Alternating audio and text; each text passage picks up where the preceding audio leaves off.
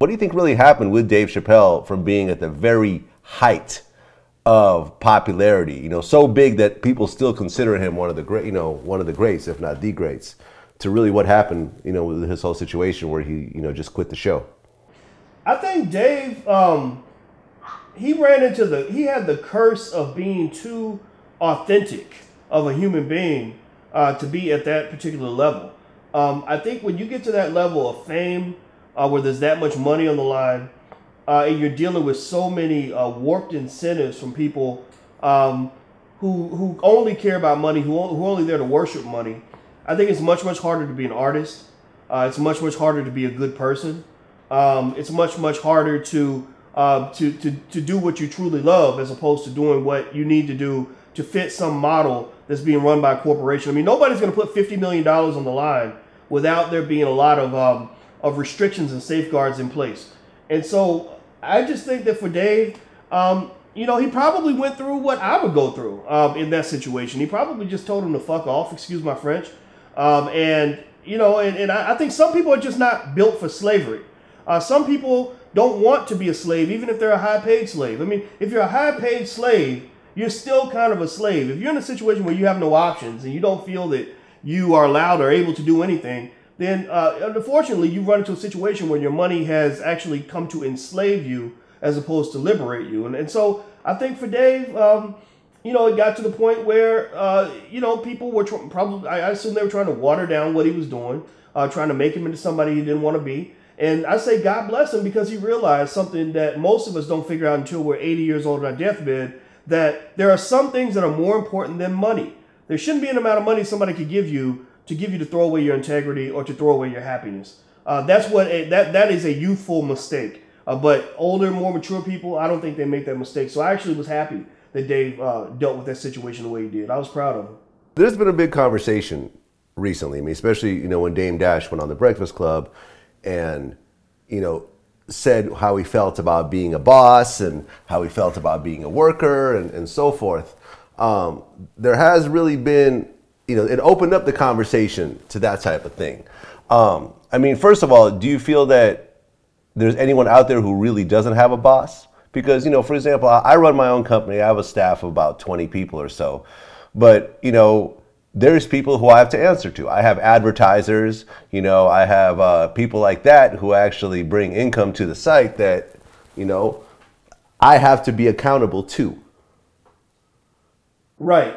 Accountability and having a boss, I don't think of it as an on-off switch. Either you have a boss or you have no boss. I see it as more of a continuum, right? On one end, you have no freedom at all. On the other end, you have 100% freedom. Most of us are somewhere on that continuum.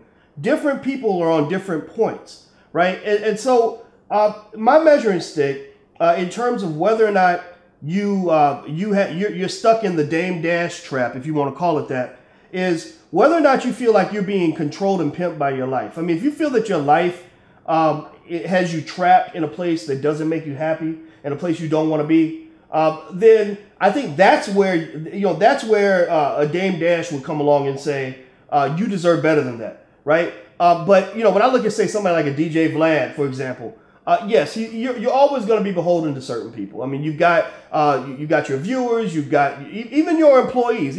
A good boss understands they're even beholden to the people that work for them to a point, because you can't go through just crapping on people and expecting them to remain loyal to you or expecting that karma not to catch up with you. So you're always beholden to something. But at the same time, you have more degrees of freedom in your life than some people might have. So if one employee decides they want to punk you out or talk down to you or disrespect you, you can say, okay, get out of my office. If one advertiser decides that they want to make you do something that you don't want to do that violates your ethics, then you can say, okay, you know what? I'm going to let go of this advertiser because I got 20 more. If one customer or one viewer gets upset with you, you've got millions of other viewers that you can lean on and let that one person go. So I think that that's very different, for example, than somebody who's in a situation like this where, they go to work every day and they got one person who pretty much controls their whole life, who disrespects them, talks down to them, tells them what to do, controls every aspect of their life. feeds them their children, and makes them feel less of themselves because they're beholden to that person. They're dealing with, if they're a man, they're dealing with emasculation. Maybe as a woman, there's consistent disrespect. That's the situation I think that Dame was really talking about. At least that's my interpretation of it. Because I think even Dame Dash, I talked to Dame for hours this week, he's a fascinating guy to talk to. And I think even he knows that everybody's beholden to something. If you're an Olympic athlete, you're beholden to whatever it takes for you to reach your goals. So it might be your diet, it might be your coach, it might be other things. So everybody's beholden to something. But I think it's very different from having a boss that controls your life. So I think that's what people should look for. Not to say I can never have any kind of boss anywhere, but to really just say, am I comfortable in my situation? Do I have options? If this situation doesn't work out for me, can I walk away from this situation? Do I have, as we talked about on the Breakfast Club, do I have my FU money stacked up? If somebody disrespects me, can I walk in the room and say, F you, I'm out, and still know that I can feed my kids and take care of myself? If the answer to that question is yes, then I would say that while you still have a boss, you are technically somewhat liberated, more so than a lot of people out here in our society. This brings me into the whole talk about savings. So, one of the statements that stood out in Dame's interview on the Breakfast Club was, if you save money, you're a sucker. Now, this is an interesting kind of mentality because there is somewhat of a balancing act between investing your money and having money that's actually liquid. Now, whether it's invested in some way or not, what I mean by liquid is you could pull it out whenever you need to. And not have to pay it back. Me personally, as I started building my company and building my finances, I started to notice that the more money that I had liquid, the better decisions I started to make. And the more long-term thinking started to occur, where money started to be, thought of as a tool as opposed to something that's needed for survival. So what are your thoughts about saving money and as opposed to flipping money?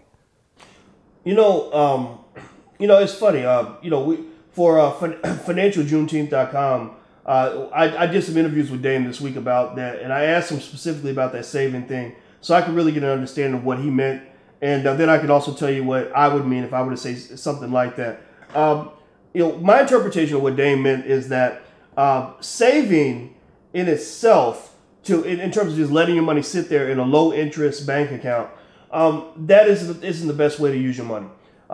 Banks don't really pay much interest. Your money, the value of your money is declining with inflation, and it's not being put to its best use, which is really what money is supposed to do. Money is a form of capital, and capital is supposed to be used the same way. If you're a farmer and you have a horse, you should be riding the horse to go do work. If you have a car, you can use the car to deliver pizzas or whatever it is, right? It's something that should always be being used by someone somewhere. So what Dame seemed to be saying is that you want to take that money and put it into something so that your money's working for you while it's sitting there, right? And the thing is, though, and what I would supplement that with, and I think you might agree with this, but again, I can't speak for him, is if you put it into something, some of what you put it into should be somewhat liquid, so that when you want to get the money back, you can get some of the money back. In the example that Dame gave, he talked about getting a loan against the thing that you own. So you take the money, let's say you put it into real estate, and then you can go to a bank and you can say, I own, $100,000 worth of real estate. I want to borrow against that because you have equity that you can borrow against. And that's his strategy. I would also say that sometimes you might have your money in certain kinds of investments that can be sold or liquidated at a certain time. That's what I did with a lot of the money I had in the stock market.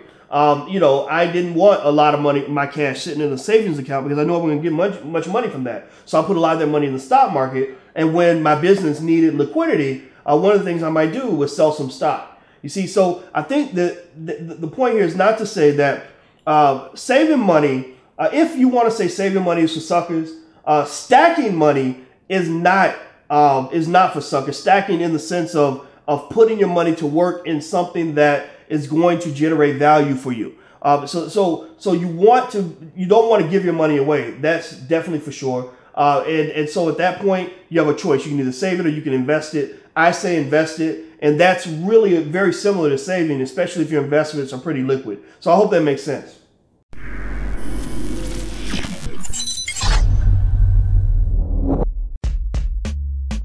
where we are as men, we just understand the equity in our relationship. You know what I'm saying? And you know, the good outweigh the bad. Okay, we can't hate on her, so let's say she has AIDS. Okay, now let's call her a fat bitch. Like, well, you already said I had AIDS, and so you think you calling me a fat bitch is gonna really hurt me?